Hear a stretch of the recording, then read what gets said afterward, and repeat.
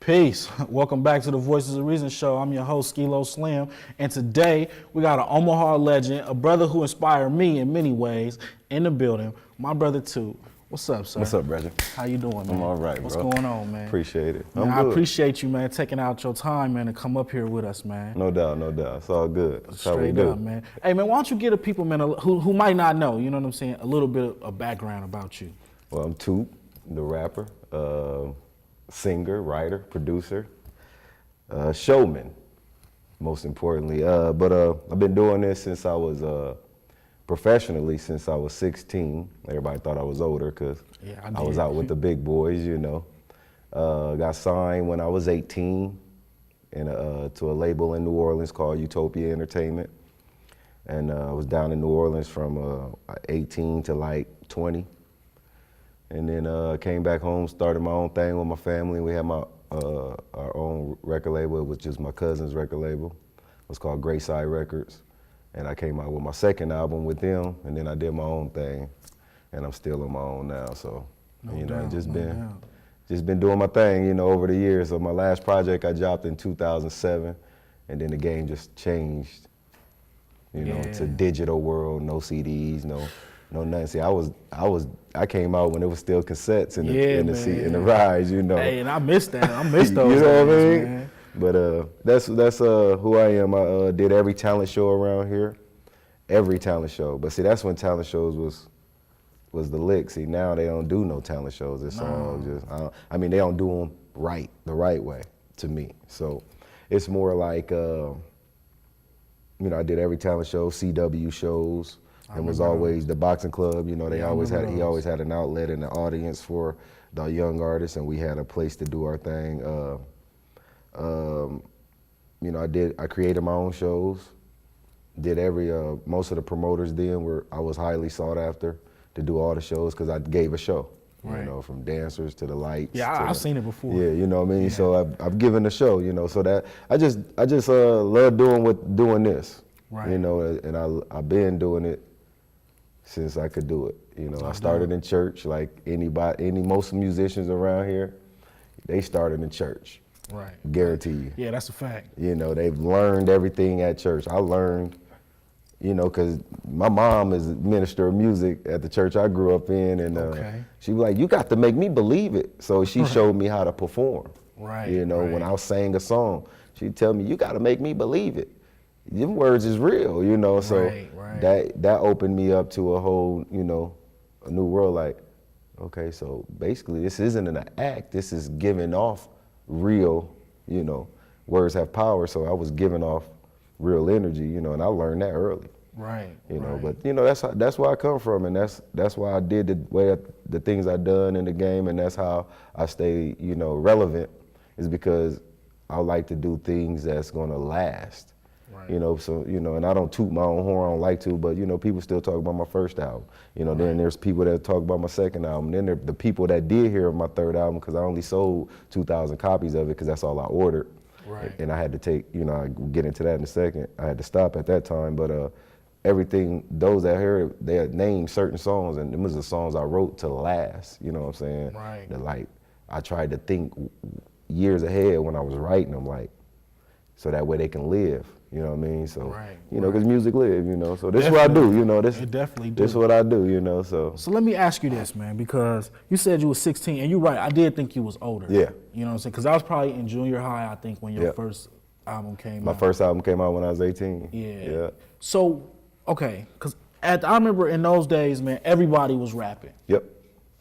But not only was you rapping, you actually put out a product. Yeah. So what motivated, how did you do that? Well, I came out with Full Clip. Right. They put me, you know, black guy. Yeah, shout out to him. I was their little protege.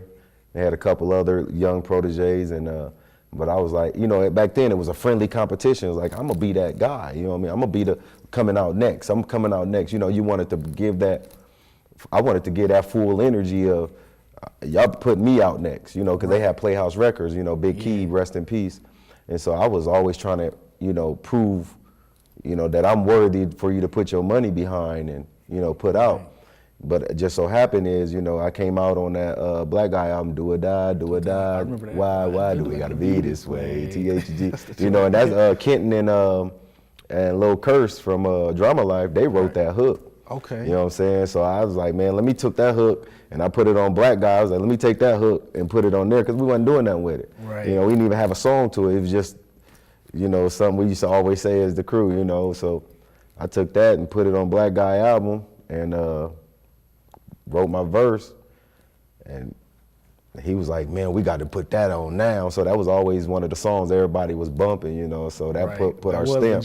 So that kind of brought me out. Also Drama Life at the same time because they was a little younger than me. Okay. Kenton is a couple years under me, and then it trickles down. So I was like the OG of the crew, and I was still a BG to their crew. You feel where I'm coming from? So that's what put me out. And then so I learned the game from Full Clip and Black Guy and them. So but before them, I was with Rusty Knuckles organization. You heard of RKO? Yeah. So I was with them. I learned what I could there. Everybody. I was down on the totem pole, so I wasn't even. So I went to my brother. Basically Black Guy is my brother. I was like, man, I need to do something. And he's like, yeah, come on. So Boogie Man would sit me at the table. And he'll take me through freestyle sessions for hours, dog. I mean, we'll go through freestyle session was a workout. Right. So I learned music a whole different way than these guys do now, you know what I'm saying? So that's why I can last, and that's why other people that come from that era can last because we was working out. It wasn't just something we did. So when I came out, not to cut you off, but I came out, after that, I learned the game from them. So I went to college for a year, but during that year I was traveling, so I got signed in that time because my brother Tracy Blake was down in New Orleans. Like, man, I let them hear that song you and Black Guy did. They about to sing for you. I was like, yeah, right. And they sent for me. I went in the studio, gave him a hot joint. He's like, yeah, man. He brought me a contract right then and there. He was like, man, I want, you're gonna be our first artist. I was kicking off the label. Guys is off into other stuff. Yeah. So it was, it was a good cover up, but he had a good cover up, which was, myself. So they put it out, and it blew up in the Midwest. Yeah. But we ended up going to jail. You know what I'm saying? On some whole nother level stuff. So, I did my little time and came back home. That's why I came back and regrouped. Nobody really knows these stories. I don't say too much. 'Cause everybody thought I was signed with No Limit because of the way. I remember the album cover. Yeah. I said one thing in church one time. I'm gonna clear that up now. I said one thing in church. I was going to Grace at the time. I said, yeah, I was down there. I met P and Mystical because I happened to meet him. And I told that in his ear on the way passing the collection. I was doing. And I was like, yeah, I just got back. I met such and such and such and such. Next thing I know, he down there with Master P. He said it on the mic. I was like, yeah, I'm down there, but I ain't with, I didn't want to, I was like, but so everybody just took that and thought, he didn't even say I was signed with him. Oh, yeah, I know he just said he down there with him, Yeah. And that's where that came from. And I was like, well, hey, all pub is good pub. I learned that, so it just spread it like wildfire. And it was crazy. Even when I made a call, I was like, yeah, man, I just met Mystical, I rapped for him and we was rapping back and forth. I got back, I got a song with Mystical. You know what I'm saying? I was like, you know what? Hey, I'm just gonna stop telling people stuff. So, yeah, man. That's how you're right. That is how they do it too. Like you say one thing and it turned right down the line. So, after I came out, the album did well in the Midwest. Did well down south too. It was in all the schools, all the black colleges down there, Grambling, Southern, Jackson State. It was in all their schools, I was making headwaves, doing the chitlin circuit down there because the chitlin circuit is real down there. Yeah. I tried to create one up here. I did, but it's not the same. Right. See, down there, it's a tradition of that. Yeah, that chitlin circuit is real. It ain't. Yeah. And it's a real chitlin circuit, small town to small town, So I tried to create it here, Ashland, Carroll, Denison, and a couple other little small cities, Iowa, and then a couple small cities right here. It's not the same, but they support, but it's not the same because it ain't us. Right. You see what I'm saying? It's more of them. Right. And you probably see one of us, you know what I'm saying? So, but the only good thing about them is they'll buy, it'd be 10 of them, 8 of them might buy a CD. And then if one of them got, at that time, if one of them didn't have the money, they'd be like, oh, I'll buy yours. Yeah. And they'll buy it for them. Right. They wasn't just getting one and going to copy it, you know what I'm saying? Yeah, so everybody just shared. I love doing the small little chili circuit that I did create, because I was on, did a little tour with DJ Mecca and they little DJ crew. They go to all the schools, so okay. you know, and they get booked all in this. So I created a little chili circuit with them. Right. And I did it for 2 years with them, making good money. So that's how, you know, the albums was. That's how you kept. Kept them going, and pushing. Yeah. So you know, that's where I learned the game. I learned the game for Full Clip, and that's how I came out. So right. I came out and I just followed what they showed me, and then that evolved into my own thing, and then it evolved from the label I was signed to, and you know, me going to jail and doing that little time and say, you know, it wasn't even a lot of time, but it was enough for me. You know what I'm saying? I feel you, man. So me doing that little stint and saying, you know what, I came out even more hungrier and pushed harder and harder. Right. And then, you know, to give you a breakdown of, you know, everything, that's how I came out, and that's where I learned everything, you know, so. Yeah, man, that's the beautiful thing too, man, because like I said, man, I know a lot of cats that was rapping. Yeah. But not everybody put out a CD, you know what I'm saying? Everybody didn't take it to the next level. They didn't understand how to, though. Right. You know, so, because back in the old way, they was doing shows and hopefully you get picked up by a label. Right. So I was into that era where we was becoming independent. Forget the label, we're gonna do it ourselves. Right. So the people before that didn't take it to the next level, they still was stuck in that. So you have to look at the levels of the game. They still was stuck in that, I'm waiting on somebody to come find me or see me, right. Be heard. You know what I'm saying? We was in that, they ain't coming. We about to go get it. Yeah. You know what I'm saying? Then it came to the era of, okay, we go get it. So Master P was the last deal they gave like that. They wasn't giving them no more deals like that because it started exposing the industry. Right. You know what I'm saying? That it ain't hard like you think. You just gotta work. You gotta understand you gotta understand what it really is.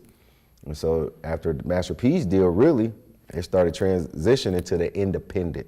If you notice, it was all independent. After that, you know what I'm saying? Rap a lot, you know, big shouts out to Jay Prince. Cause I was talking to Big Country down there, they was gonna sign me. But like I said, cause Big Bear was down there. Yeah, I remember him. You know what I mean? He said, nobody don't know. It was me and Big Bear down south, and Big Bear had a cold album. You know what I mean? Was good, I remember that. Yeah, so he was the same, you know, people that did my album covers and work on CDs, the same people that did his. He was in Houston, I was in New Orleans. That makes sense. So, you know, that Jay Prince and them was doing they independent, they had distribution, rap a lot. You know what I'm saying? So Master P came and just tore the game down with the way he did his deal. Yeah, man. So now the game switched all the way over to it's independent. If you look up now, it's just, they don't need no need to put out a CD.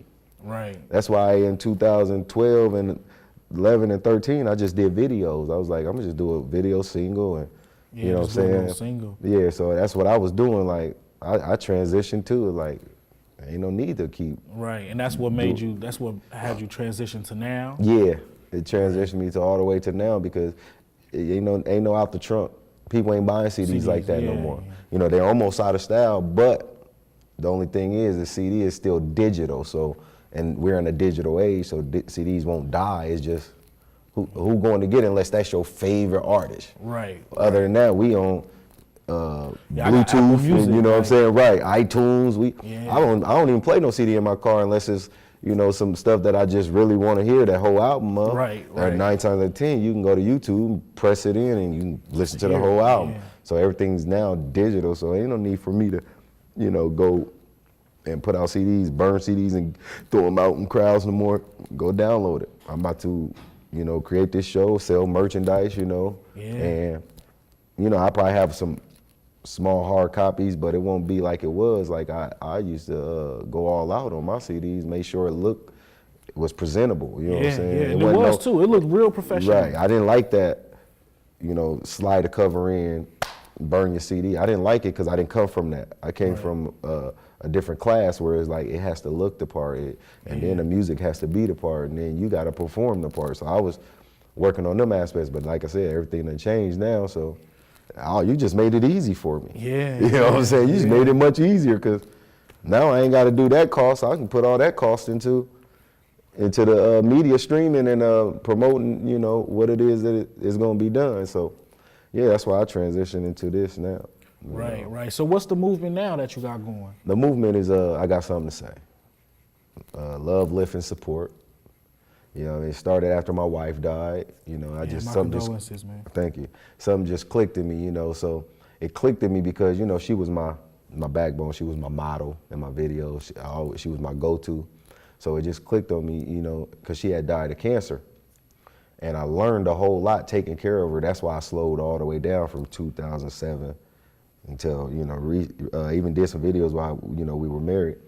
But I slowed, like, I had to stop just almost completely at a halt. I was still right, but I couldn't, you know, put my efforts into putting things out because I had obligations. But I had learned taking care of her, you know, learning what this disease is and learning how it was implicated into our community and learning the target. See, this go all the way back to Henrietta Lacks, to Lucy. You can trace this all the way back to the first bones was a woman's bones, you know, what they call her Lucy. Yeah, it's a black woman, you know, so they do DNA. They doing all kind of practices and pathology studies from our DNA and our women DNA. So I believe, you know, and I don't want to, you know, it's strong. My belief is strong, but I believe it was implicated, you know, because cancer is not a medical condition. It's a holistic condition. It's all in what you eat. It's all in what you put in, and it's how you get rid of the toxins that's been deposited. So, and me learning what chemo does and learning how chemo affects the body and it doesn't do no good. Right. You know, and learning it, because I was studying, I wanted her to live, you know what I'm saying? So it was a study. That's where this came from. I got something to say. So, yeah, I got something to say in what I do, and for the women that's in the community as well as men. See, just like you and Buddy was talking about on your other show, you know, it's more for us that we have to know. You know, without knowledge, we gonna die, you know what I'm saying? So it's not just about music, it's about everything, you know. I got something to say. And so that's where started the campaign, and I started saying things. And then this is where I found out how controlled this, you know, propaganda is real, we know it, but I got a chance to feel it firsthand. I was saying some real stuff, and my video never would surface on Facebook. It could never get up.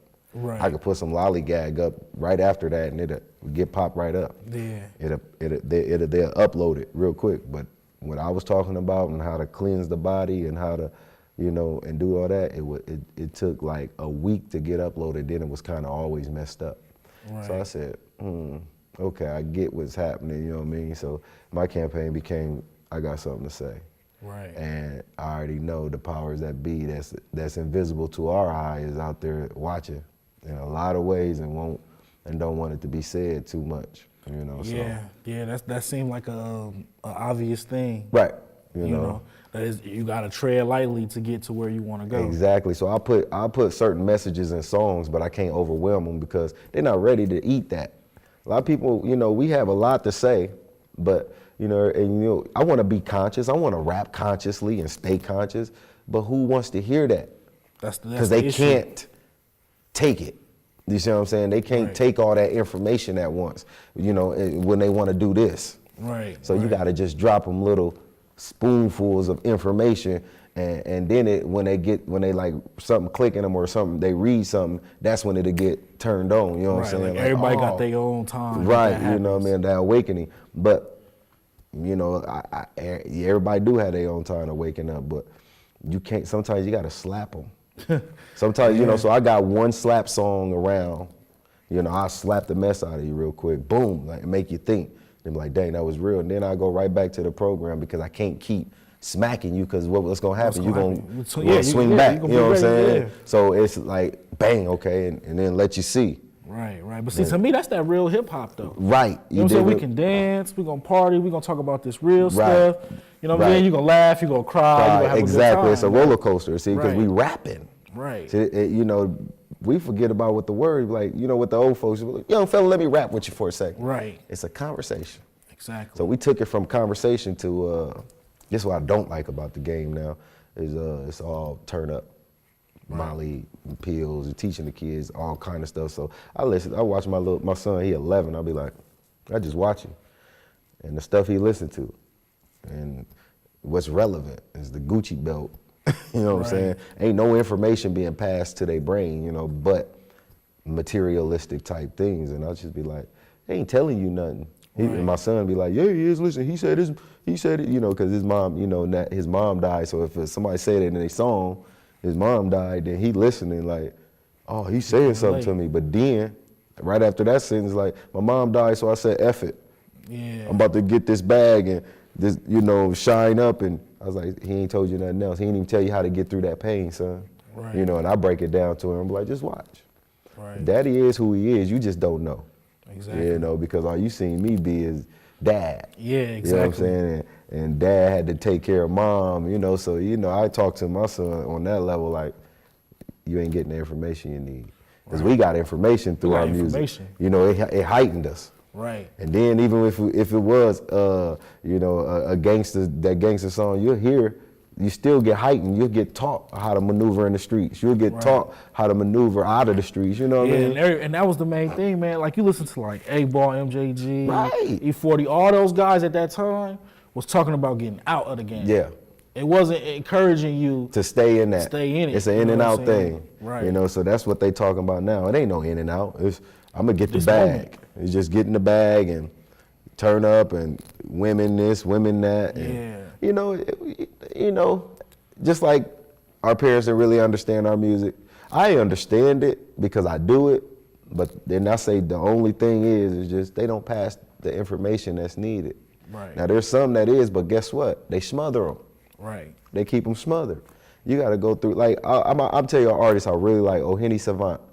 You ever seen him on Facebook? Yeah. This dude is a genius. Yeah. But he, you know, one thing that won't happen over here, he won't be looked at as, and that's that guy. When really he that guy right now.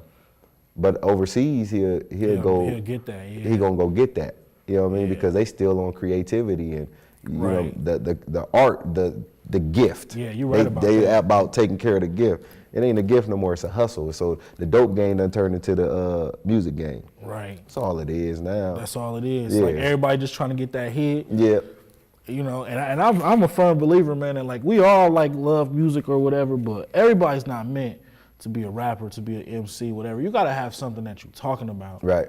Or that you wanna, you know what I mean? Like a message that you're trying to give out. Right. It's cool to get the money, you know what I'm saying? Everybody want money. Yeah, you gotta get the money. You gotta get the money. You know what I'm saying? But like give some balance.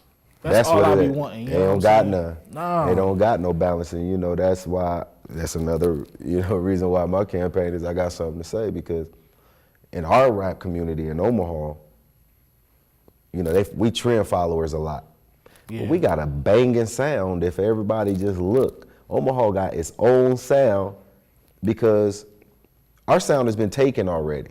Right. Our sound has been, the Midwest sound, okay, has been taken, but the Omaha sound has been stole many times. And nobody really paid attention to it.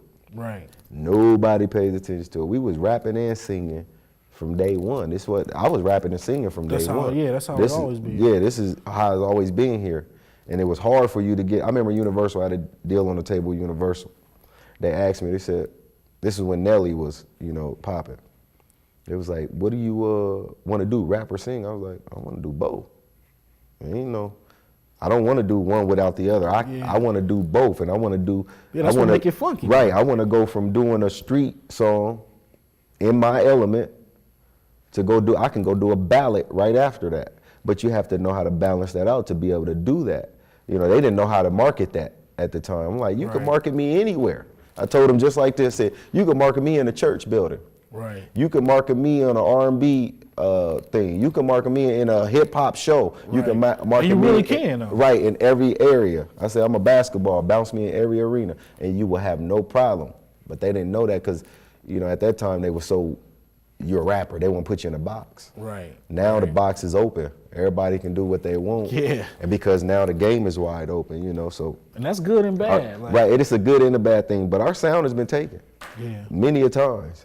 And they'll come here and listen, and you don't even know they're here. And they'll go take that sound and give it to who's hot in the industry right now. You know, one of the best writers was seasoned here. She might not have been born here, but she went through junior high and high school here and was seasoned because I did music with her. Her name Esther Dean. Yeah, yeah. I did. She's on my second album. She wrote on my second album. She sung on my second album. We did music together, you know what I'm saying? And she was seasoned here. Right. Got that sound and took it and left. Not mad at her, just saying, you know. That's what, yeah. That's just the facts. It's the fact, yeah. So she ain't came back and gave back here. You know why?